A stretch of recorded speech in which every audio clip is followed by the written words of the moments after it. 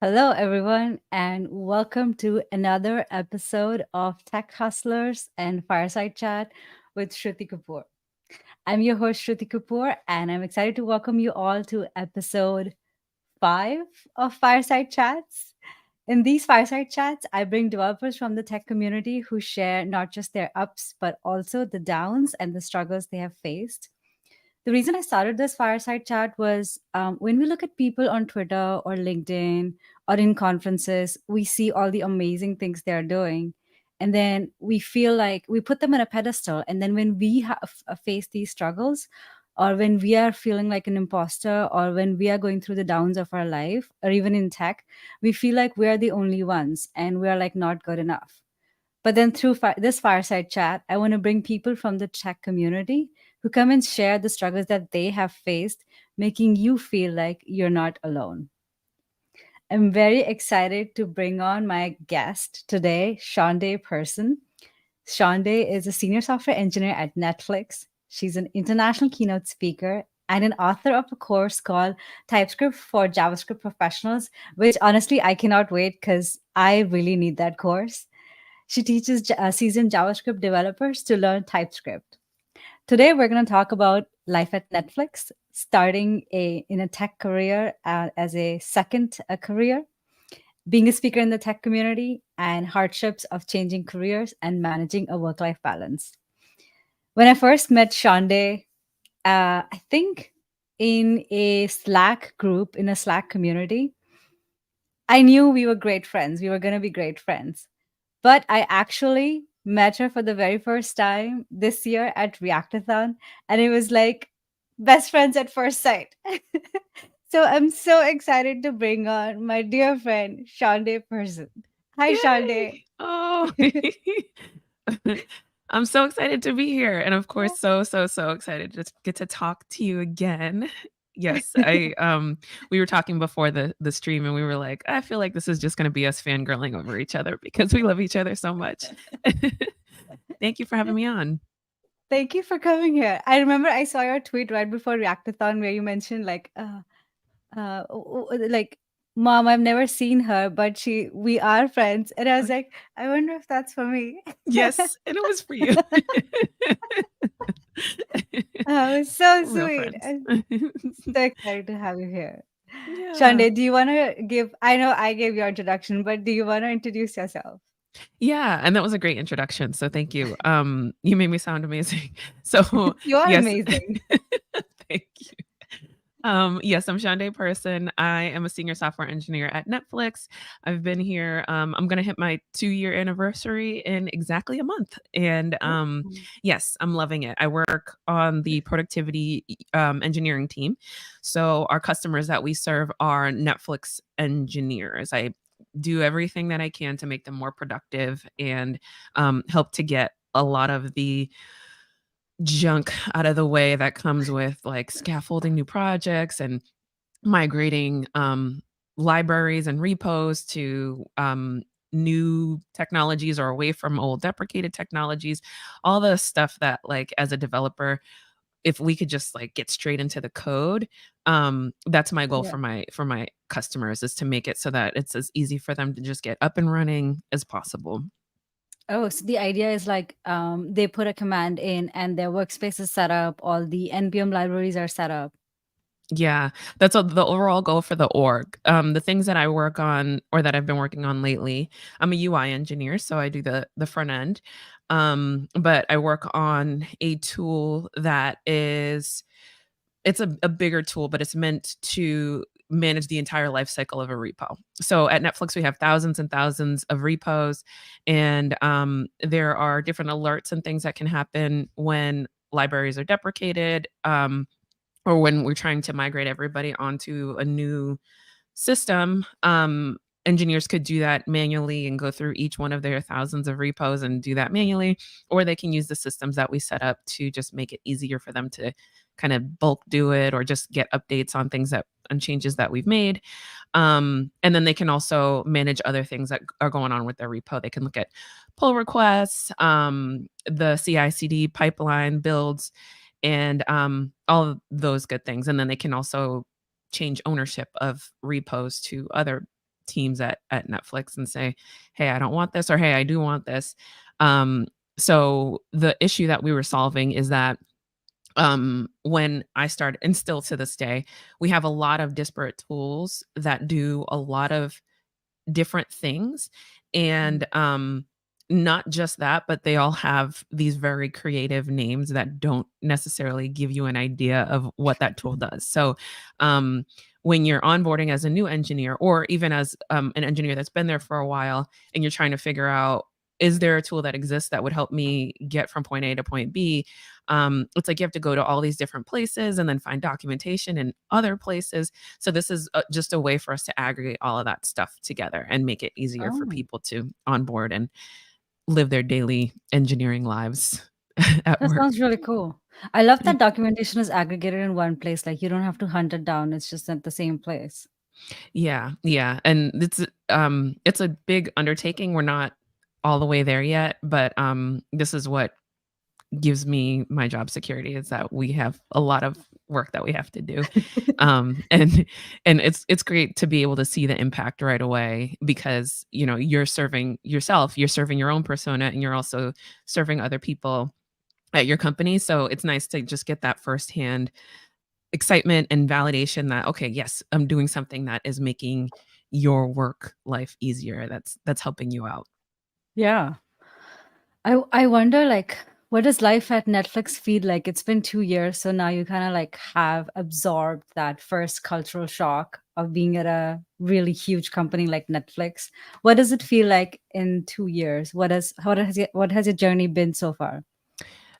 So every day I feel humbled and happy to be around so many intelligent people.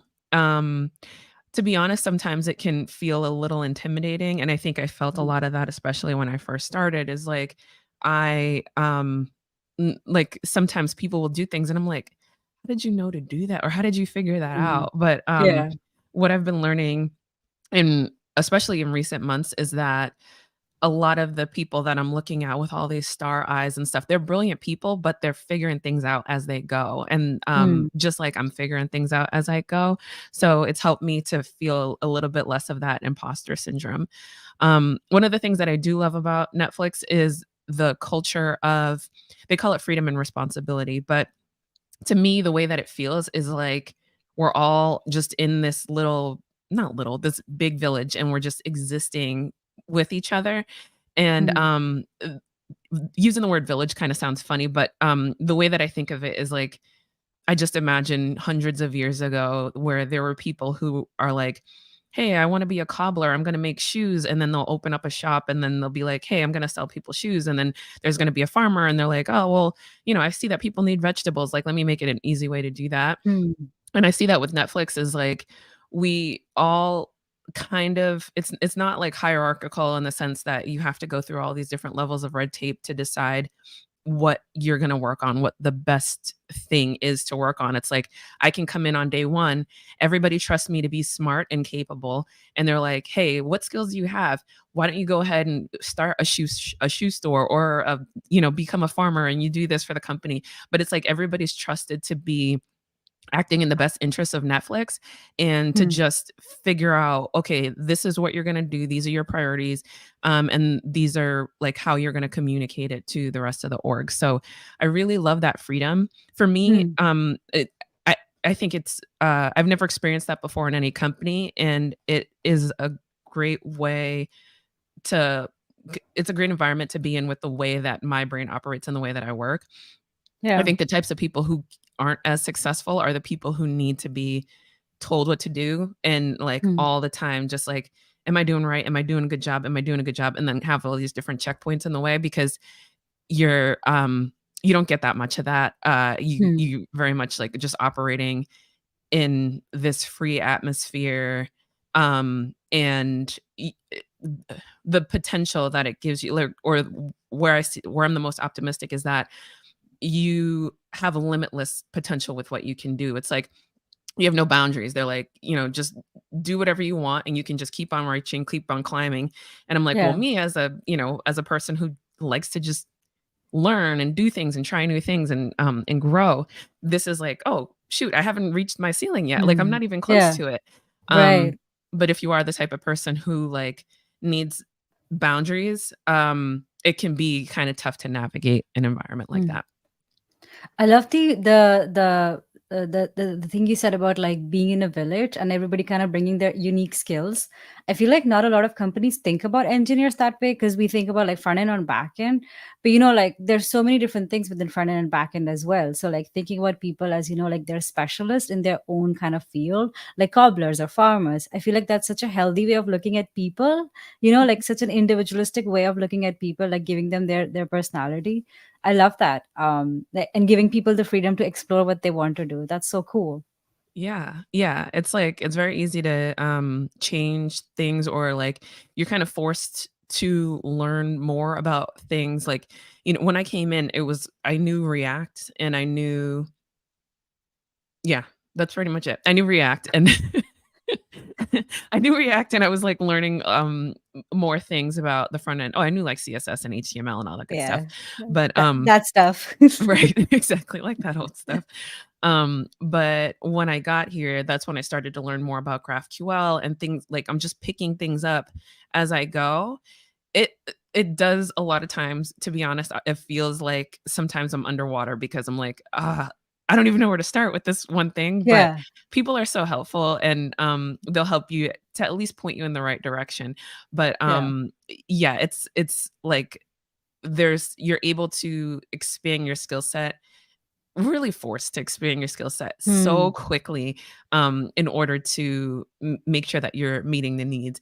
And another good thing about it is that you get to find more things that you're interested in. It's like if you're at another company where people have these strict boundaries on the way that you are as an engineer, say, you're just a front end engineer, stick to the front end. Yeah. You don't have the visibility into, maybe I would like back end, or maybe I would like, doing Yeah. GraphQL type of stuff more often. So it's a great way to get exposure to multiple domains within engineering, for sure. Right. And people look at you and they think like, oh, you work at Netflix. You must come from like a tech background.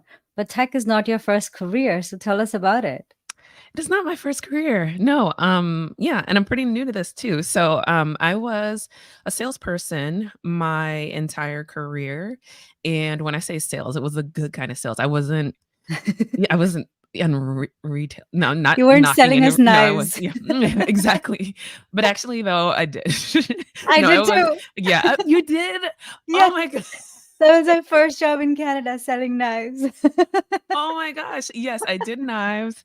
I don't know how they like sold me on selling knives, but I did that. I Was sold it Cutco? it was Cutco. Oh my Same. gosh. Yeah. Look at us. Just part of scams. It was they're good knives, but no, I Yeah. hated that. I hated that so much. Same. I also did like door to door selling Verizon. Like it Oh, was, wow.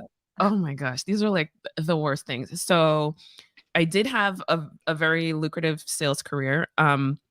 I started out, okay, so the reason that I got into sales in the first place was because undergrad, I majored in business. Grad school, I majored in business as well. But I got into business because I really wanted to do fashion, and I thought this was going to be my career. My mom at the time was a guidance counselor, and guidance counselors are the ones that, make sure that their students take the SATs and get into good colleges and know all that application stuff. So she's like, well, her straight A, firstborn child is not going to go to school for fashion design. She was like, I'm not going to tell you no, but I will tell It's a you that I'm not going no. to pay for college. Yeah. She's like, I'm not going to pay for college if you go for fashion. So I was like, all right, cool. Then I want to go for, I want to have my own fashion business. So I'll go to school for business. And then Uh, there was a concentration at my undergrad college called Temple University.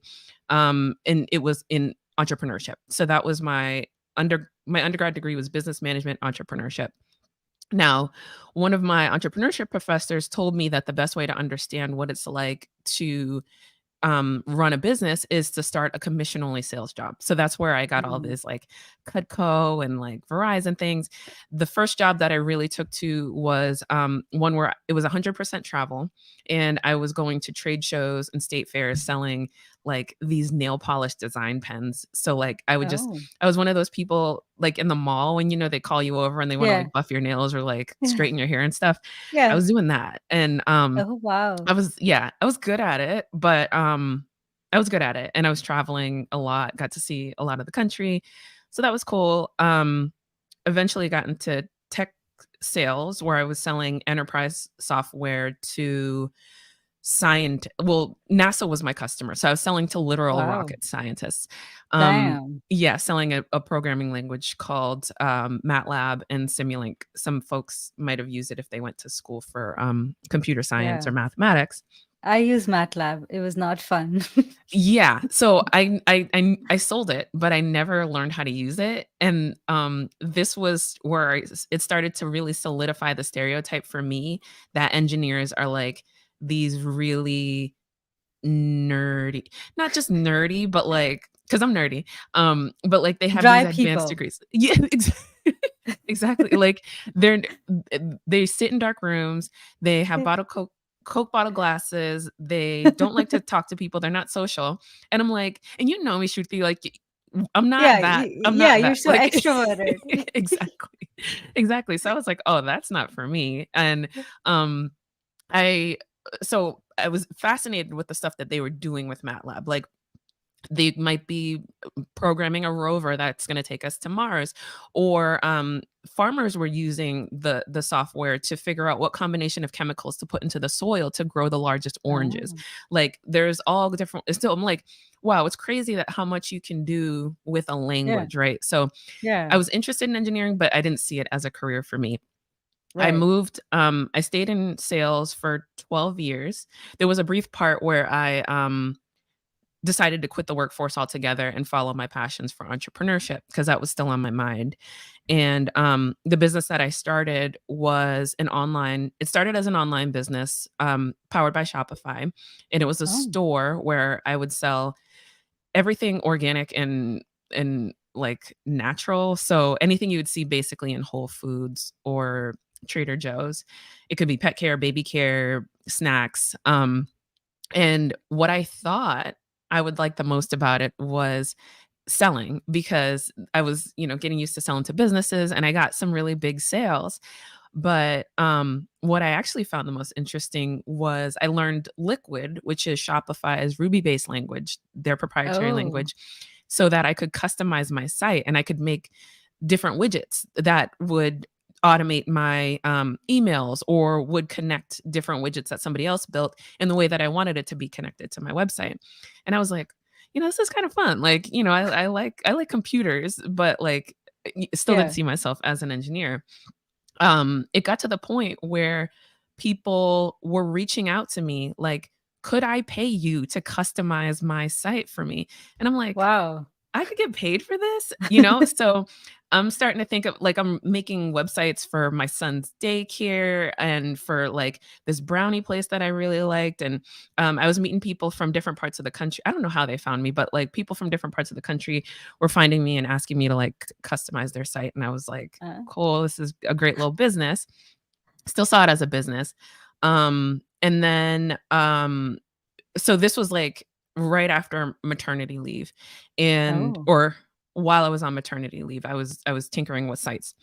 Um, it wasn't until I had some epiphany for myself that I was like, um, I was on Facebook and I saw this ad for Codecademy, and I was like, the ad said, programming something something, but then there were comments underneath that were like, you don't have to have a CS degree to become mm, a software engineer, and oh, that just kind of like blew everything that I thought because I'm still in the mindset of yeah, like in order to be an engineer I have to have these degrees that these NASA rocket scientists have, yeah. and they were like, no, you can be self-taught, and I was like, oh, okay, cool. So I signed up for Codecademy, still with an infant, and I was like, I'll give myself like half an hour a day to do it after I put my son to sleep, and because that's all I had. Like I have this demanding Right. sales job, which as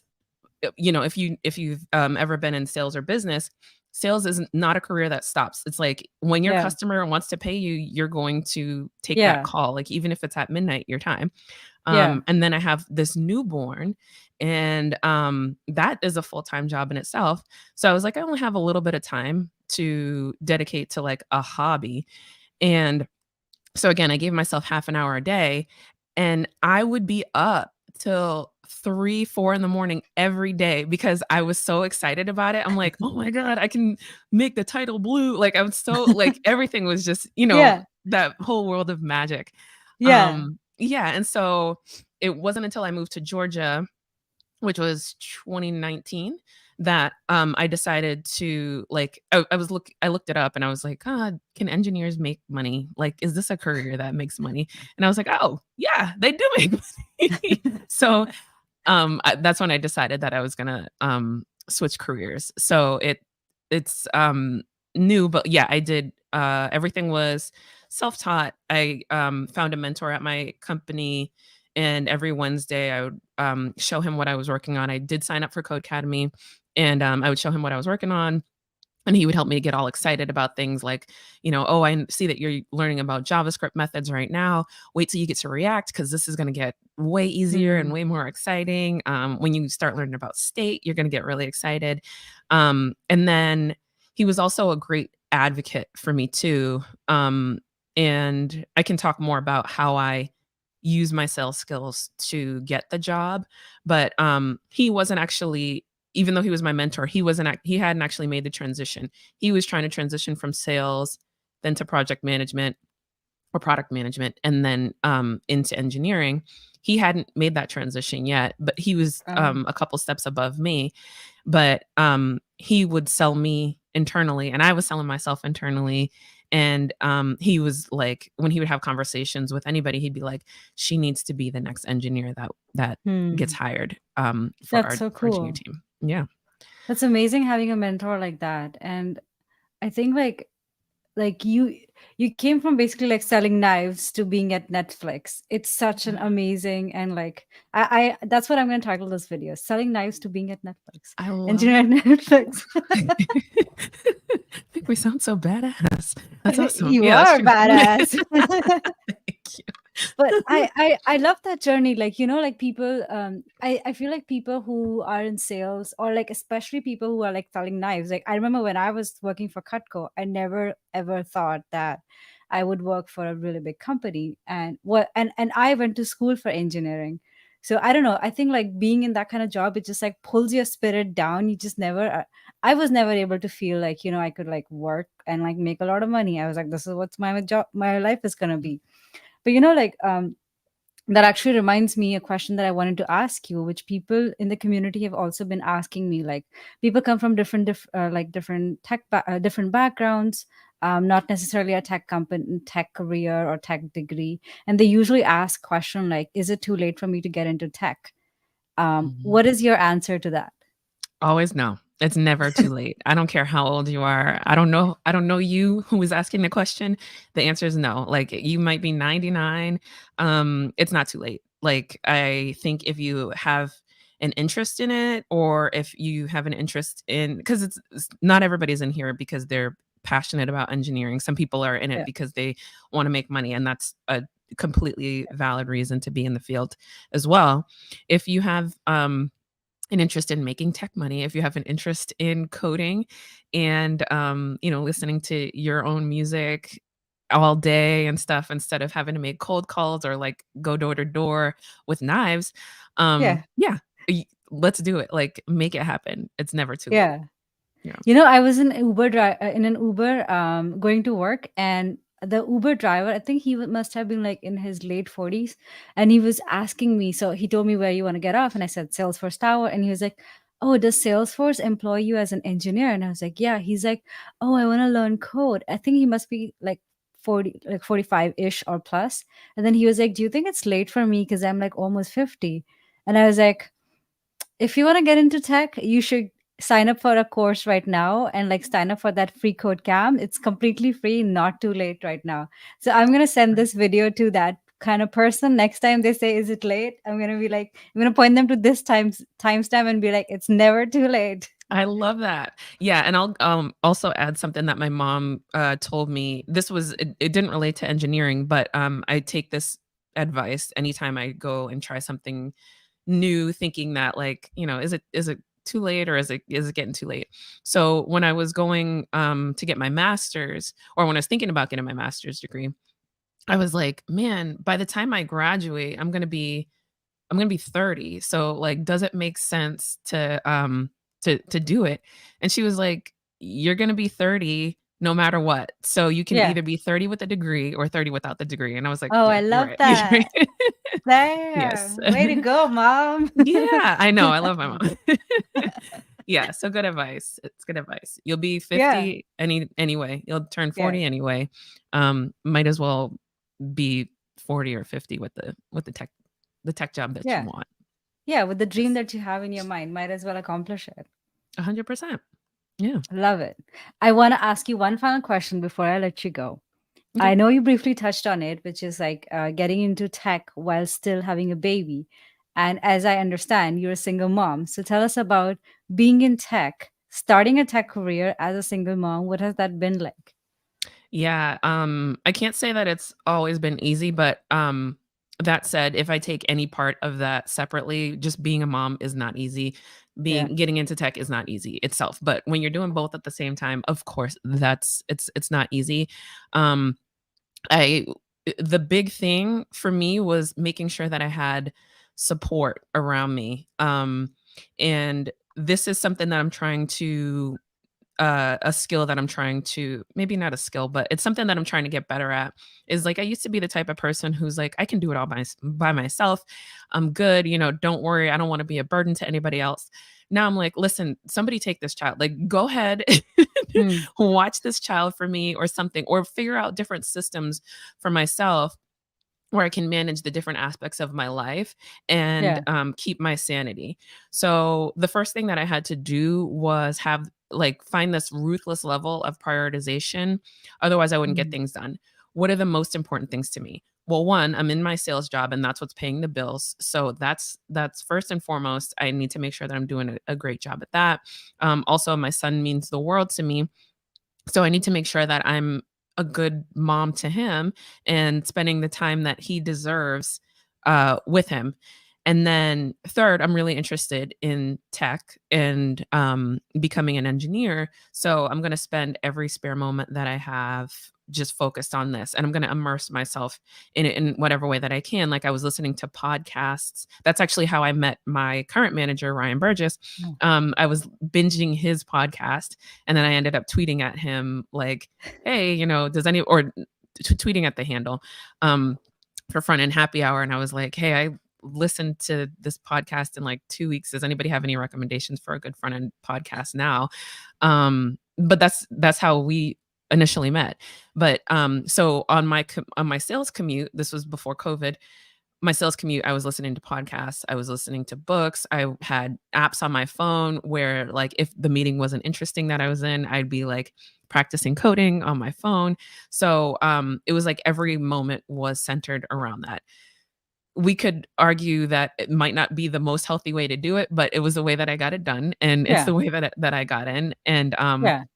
and because I was excited about it, it didn't feel like I was pushing myself to be way more productive than I needed to be. I wasn't watching TV. I wasn't, like, doing a lot of hanging out with, friends and things like that.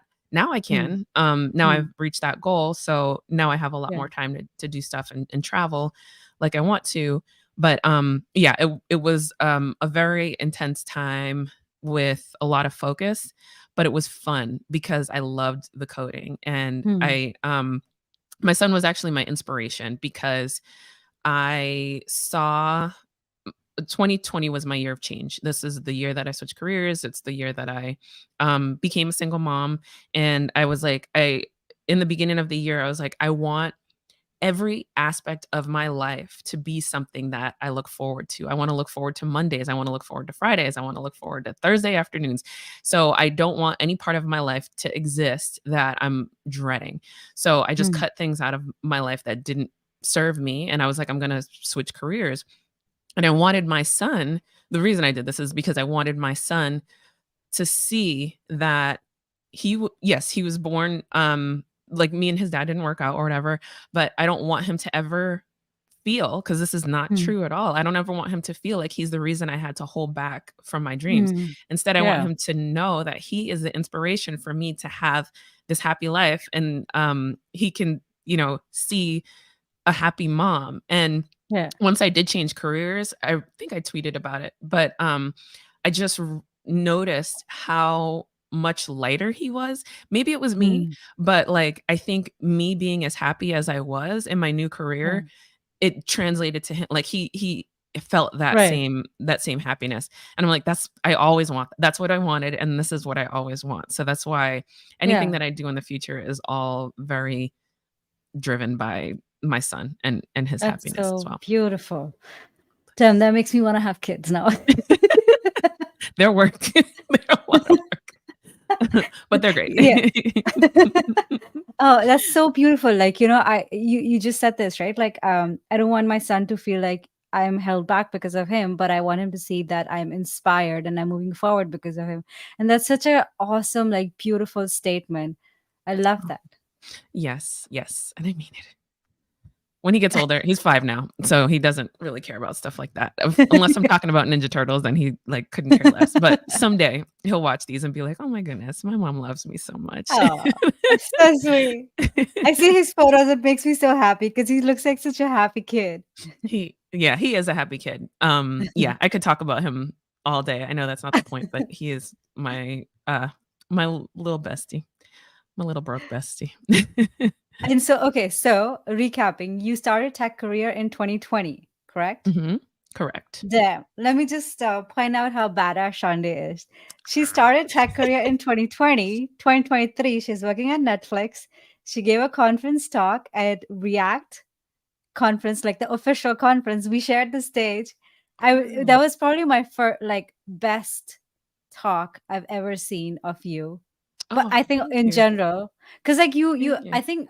I think I like recently made a video on like speaking at conferences, and I highlighted your Mhm. talk because oh my god, look at my hair. That was so I good. highlight That was such a highlighted. good YouTube video, by the way. I loved Oh, it. thank you. I loved Oh, it. thank Yeah. you. Oh, thank you. Everybody check that out.